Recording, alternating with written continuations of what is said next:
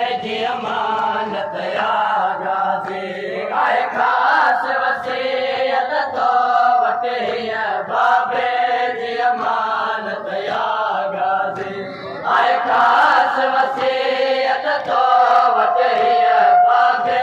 जी अमानत या गाज़ी आए ख़ास वसीयत तो वटे बाबे जी अमानत या गाज़ी ख़ास वसीयत तो वटे बाबे जी अमानत या गाज़ी आए ख़ास वसीयत तो वटे बाबे जी अमानत या गाज़ी आए ख़ास वसीयत तो वटे बाबे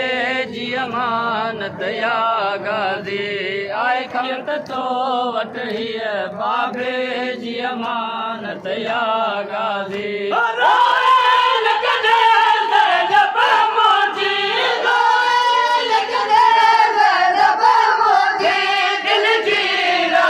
ख़ास वसीयत तो वटे बाबे जी अमानत या गाज़ी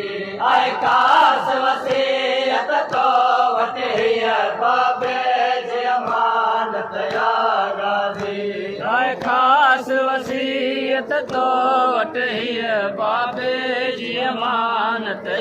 गाज़ी आए ख़ास वसीयत तो वटे बाबे जी अमानत या गाज़ी आए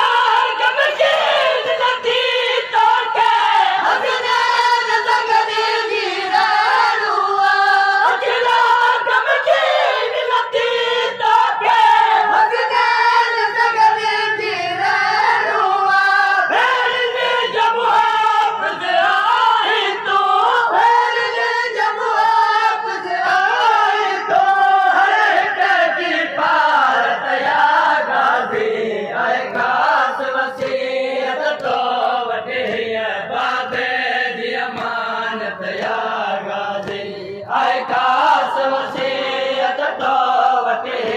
बाबे जी अमानत या गाज़ी आए ख़ास वसीयत तो वटे बाबे जी अमानत या गाज़ी आए ख़ास वसीयत तो वटे बाबे जी अमानत या गाज़ी आए ख़ास वसीयत तो वटे बाबे जी अमानत या गाज़ी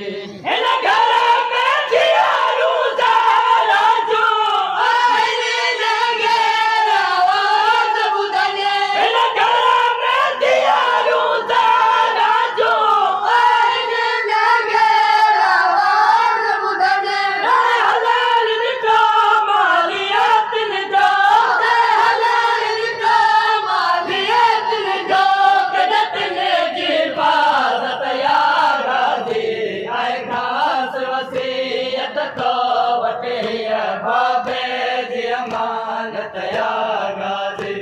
आए ख़ास वसीयत तो वटे बाबे जी अमानत या गाज़ी आए ख़ास वसीयत तो वटे बाबे जी अमानत या गाज़ी आए ख़ास वसीयत तो वटे बाबे जी अमानत या गाज़ी आए ख़ास वसीयत तो वटे बाबे जी अमानत या गाज़ी बेशक तू जानिए दरिया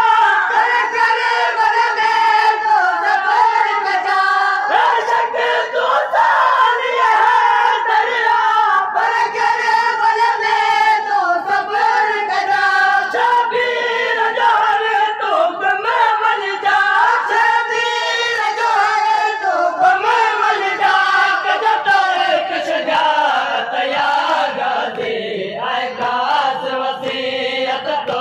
वटे बाबे जी अमानत या गाज़ी आए ख़ास वसीयत तो वटे बाबे जी अमानत या गाज़ी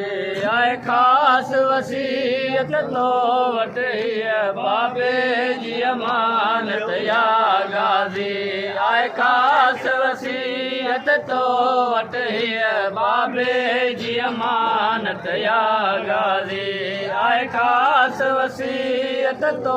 वठी बाबे जी अमानत या गाज़ी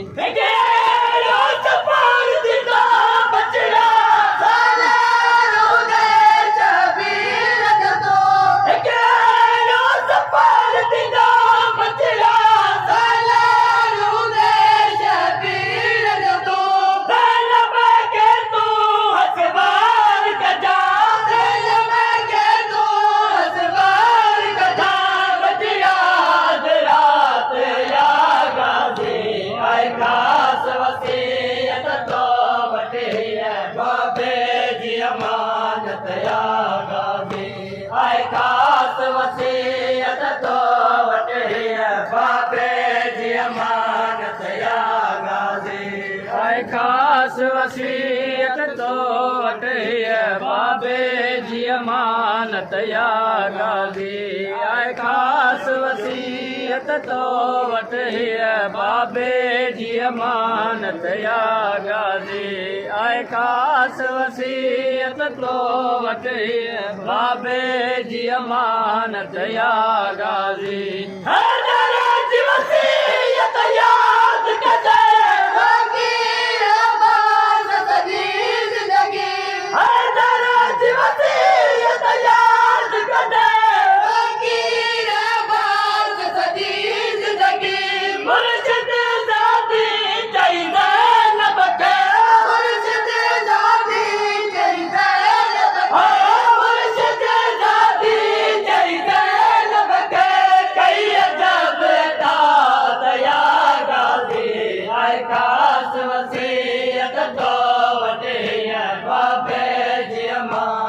या